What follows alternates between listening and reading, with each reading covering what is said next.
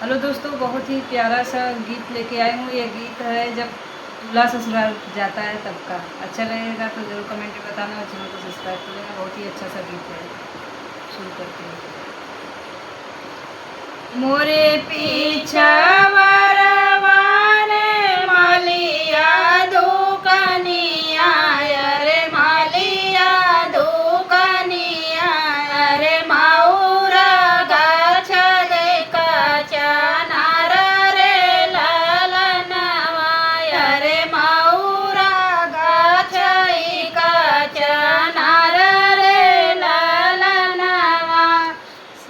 मऊरा पहिर दुल्हे गए ससुररिया, अरे गए ससुररिया, अरे सासू जे पूछै हाल चाल रे ललनवा, अरे सासू जे पूछै हाल चाल रे ललनवा।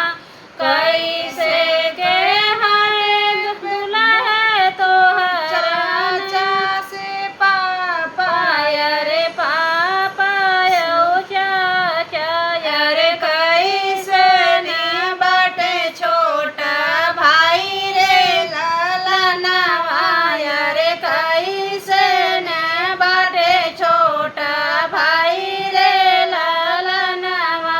कैसे के बाटे दुल्हे तोहर सगा बहनोइया, अरे सगा बहनोइया, अरे जेकरा से सोहेला बारात रे ललनवा, अरे जेकरा से सोहेला बारात रे ललनवा। मेन शादी में तो जीजा ही होते हैं ना, इसलिए भी देखो जीजा को ही रोकेगी। इस गीत के माध्यम से सुनाती हूँ। बहुत ही अच्छा गीत है, आप लोग पूरा सुनिए। उसके बाद अच्छा लगे तो जरूर से जरूर कमेंट में बताना। कैसे के बाटे दुल्हे तोहर सगा बहनोइया, अरे जेकरा से सोहेला बारात रे ललनवा, अरे जेकरा से सोहेला बारात रे ललनवा।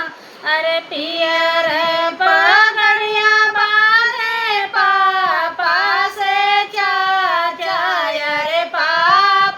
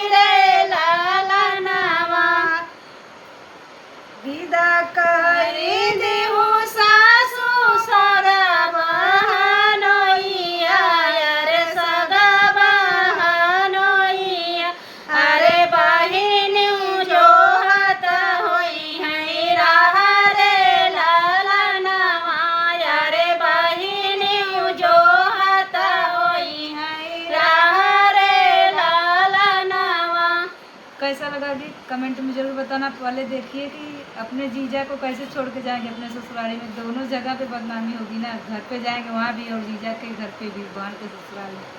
इसलिए जीजा का सम्मान किए, अच्छा है, ऐसा ही सबके घर में सम्मान होना चाहिए। इस गीत के माध्यम से मैं आप सभी को सुना